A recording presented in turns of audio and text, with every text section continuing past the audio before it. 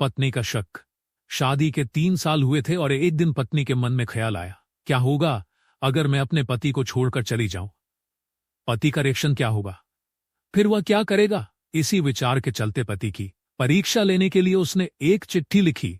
उसमें लिखा, आपके साथ रहकर बोर हो गई हूं, मुझे अब इस गृहस्थी से कोई लगाव नहीं है, मैं तुम्हारे साथ एक पल भी नहीं रह सकती, इसलिए मैं तुम्हें और इस घर को छोड़कर जा रही हूं। उसने वो चिट्ठी टेबल पर रखी और खुद बेड के नीचे जाकर छुप गई।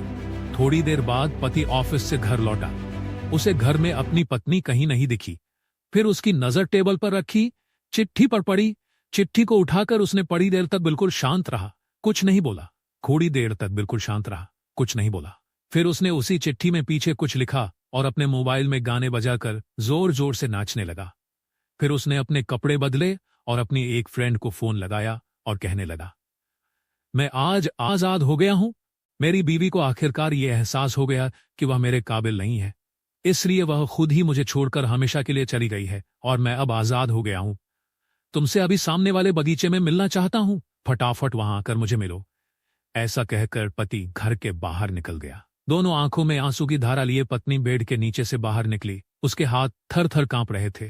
कांपते हाथों से उसने टेबल पर रखी वो चिट्ठी उठाई और पढ़ी जिसमें पति ने लिखा था, अरे पगलेट, तुम्हें तो ठीक से छुपना भी नहीं आता। बेड के नीचे से तुम्हारे पैर दिख रहे हैं। तुम जल्दी से गर्मा गर्म चाय बनाओ, मैं सामने की दुकान से बिस्किट लेकर आता हूं। मेरे जीवन में खुशी तुम्हारे आने से है, आधी खुशी तुझे सताने में है और आधी तुझे मनाने में। आखिर लास्ट में तो हम दोनों ही साथ रहेंगे ना। कभी हम झगड़े, एक दूसरे की टांग खींचे, एक दूसरे को बुरा भला कहे, फिर भी एक दूसरे पर दादागिरी करने के लिए, लास्ट में तो हम दोनों ही रहेंगे। कभी हम झगड़े, एक दूसरे की टांग खींचे, एक दूसरे को बुरा भला कहे, फिर भी एक दूसरे पर दादागिरी करने के लिए, लास्ट में तो हम दोनों ही रहेंगे ना। जो बोलना है बोलो, जो करना है करो। जब चश्मे गुम जाएंगे तब एक दूसरे के चश्मे ढूंढने के लिए, लास्ट में तो हम दोनों ही रहेंगे ना।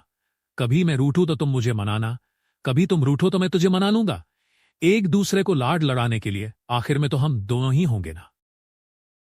जब नजर कम आएगा, सुनाई भी कम देगा, तब एक दूसरे में एक दूसरे को ढूंढने के लिए हम दोनों ही होंगे ना।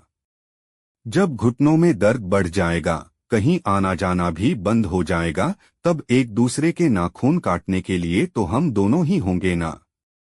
मेरे रिपोर्ट तो बिल्कुल क्लियर है, आई एम ऑल राइट बोलकर एक दूसरे को चिढ़ाने के लिए आखिर तो हम दोनों ही होंगे ना। जब हम दोनों का साथ छूटेगा, अंतिम विदाई होगी, तब एक दूसरे को माफ करने के लिए आखिर हम दोनों ही होंगे ना। आखिर में सिर्फ हम और सिर्फ हम दोनों ही होंगे ना। कहानी खत्म होते होते बीवी का रो रो कर बुरा हाल हो गया। उसे पता चल गया कि उसका पति उससे कितना ज्यादा प्यार करता है।